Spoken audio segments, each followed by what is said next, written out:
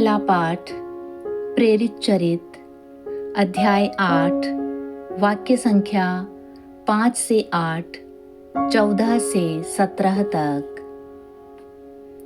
Philip Samaria के एक नगर जाकर वहां मसीह का प्रचार करता था।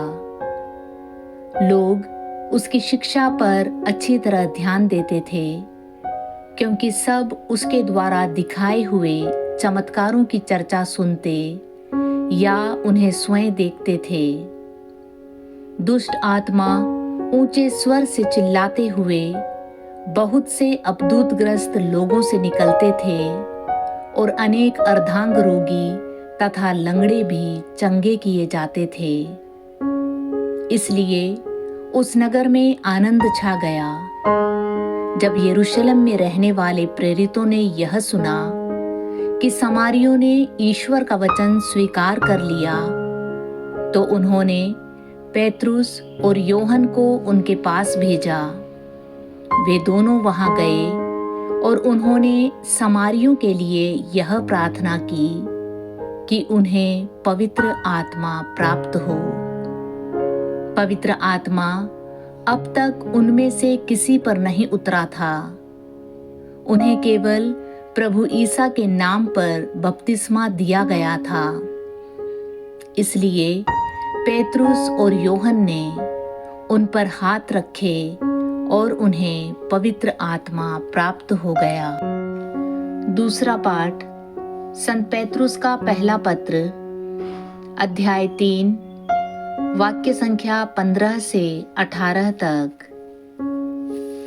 अपने हृदय में प्रभु मसीह पर श्रद्धा रखें। जो लोग आपकी आशा के आधार के विषय में आपसे प्रश्न करते हैं, उन्हें विनम्रता तथा आदर के साथ उत्तर देने के लिए सदा तैयार रहें। अपना अंतःकरण शुद्ध रखें। इस प्रकार जो लोग आपको बदनाम करते हैं और आपके भले मसीही आचरण की निंदा करते हैं, उन्हें लज्जित होना पड़ेगा।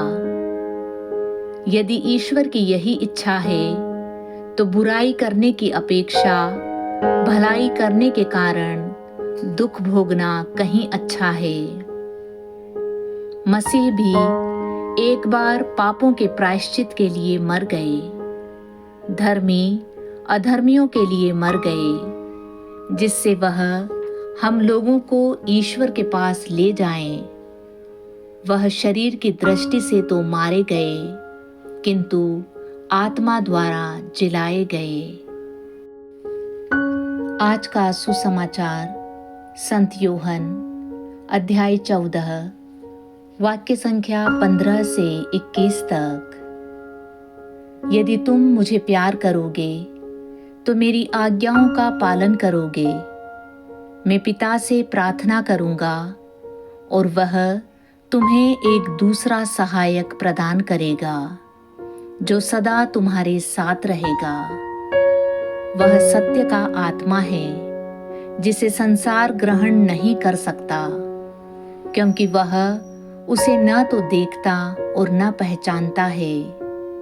तुम उसे पहचानते हो, क्योंकि वह तुम्हारे साथ रहता और तुम में निवास करता है। मैं तुम लोगों को अनाथ छोड़कर नहीं जाऊंगा, मैं तुम्हारे पास आऊंगा। थोड़े ही समय बाद संसार मुझे फिर नहीं देखेगा, तुम मुझे देखोगे, क्योंकि मैं जीवित रहूंगा और तुम भी जीवित रहोगे। उस दिन तुम जान जाओगे कि मैं पिता में हूँ, तुम मुझ में हो और मैं तुम में। जो मेरी आज्ञाएं जानता और उनका पालन करता है, वही मुझे प्यार करता है, और जो मुझे प्यार करता है, उसे मेरा पिता प्यार करेगा, और उसे मैं भी प्यार करूंगा और उस पर अपने को प्रकट करूंगा।